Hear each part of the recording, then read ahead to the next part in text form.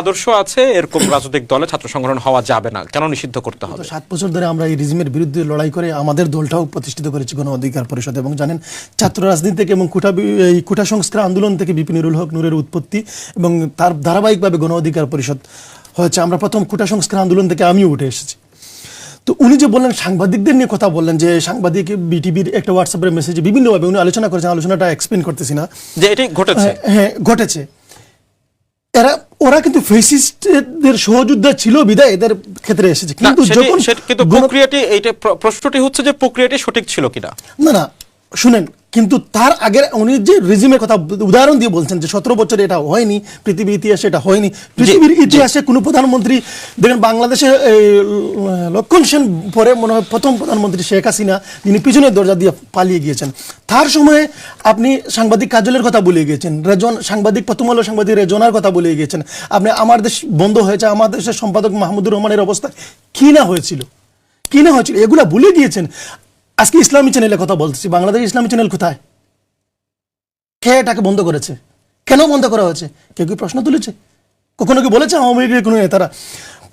বাংলাদেশের স্বাধীনতার পর সবচেয়ে বেশি নির্যাতিত হয়েছে আওয়ামী লীগের আমলের সাংবাদিকরা।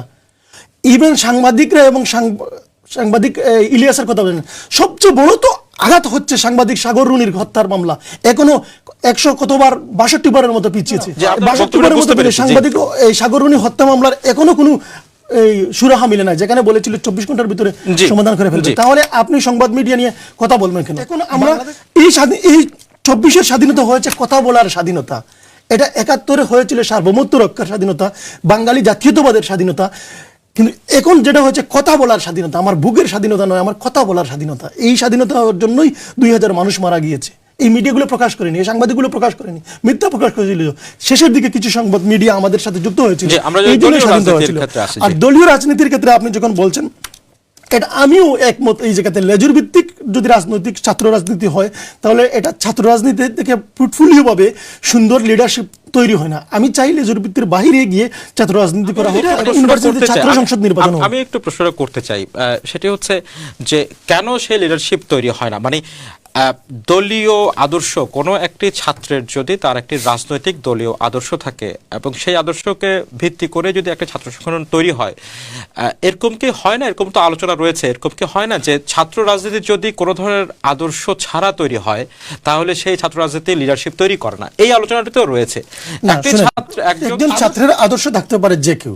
আপনি নেলসন ম্যান্ডেলাকে আপনি আদর্শ হিসেবে নিতে পারেন, সমস্যা নাই। আপনি মহাত্মা গান্ধীকেও নিতে পারেন, আপনি এই মোহাম্মদ আলী জিন্নাকেও নিতে পারেন, বঙ্গবন্ধুকে নিতে পারেন, জিয়াউর রহমানকে নিতে পারেন, বিপিন নুরুল হক নূরকেও নিতে পারেন। সেটা হচ্ছে ভিন্ন বিষয়।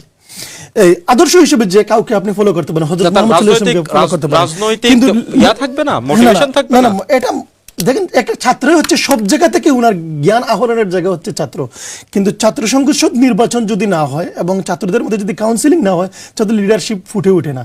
এবং আপনি যেটা বললেন যে লেজুর ভিত্তিক রাজনীতি হলে কি হয়, লেজুর ভিত্তিক রাজনীতি হলে ফার্মার্স ব্যাংক যেভাবে মেরে চলে আসিল, ছাত্রলীগের সাধারণ সম্পাদক নাজমুল ইংল্যান্ডে আছে, চলে আসছিল ইংল্যান্ড। ফার্মার্স ব্যাংকের মতো একটা ব্যাংক পুরা ডাকাতি করে নিয়ে আসছিল, কোটি কোটি টাকা। একজন কৃষকের ছেলে কোটি কোটি টাকার মালিক হয়ে গিয়েছিল।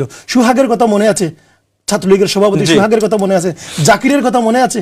এইরকম গ্যাংরা তৈরি হবে, এইরকম গুন্ডারা তৈরি হবে, এইরকম ব্যাংক মেরে দেবে, এরকম প্রতিটা ক্ষেত্রে টেন্ডারবাজি শুরু হবে। কারণ দলীয় একটা ক্ষমতা, যখন আপনার দল ক্ষমতায় থাকবে, যখন এই ক্ষমতা থাকবে, তখন আপনি অস্ত্র হাতে নিতেও ভয় পাবে না। এটা আমরা ছাত্রলীগ থেকে দেখেছি। বুঝতে পেরেছি। সেটা হচ্ছে ছাত্র শিবিরকে আমরা দেখি এই আলোচনায় দলীয় লেজুর ভিত্তিক রাজনীতি যেন না হয়, ছাত্র সংগঠন যেন না হয়, নিষিদ্ধ করার পক্ষে তারা কথা বলে। কিন্তু তারা কিন্তু জামাতে ইসলামের ছাত্র সংগঠন হিসেবেই কাজ করে, সরাসরি না বললেও কিন্তু এটা আমরা দৃশ্যত জামাতে ইসলামের ছাত্র শিবির তাদের গঠনতন্ত্র আছে, তাদের ইন্ডিভিজুয়াল হচ্ছে গঠনতন্ত্র হিসেবে।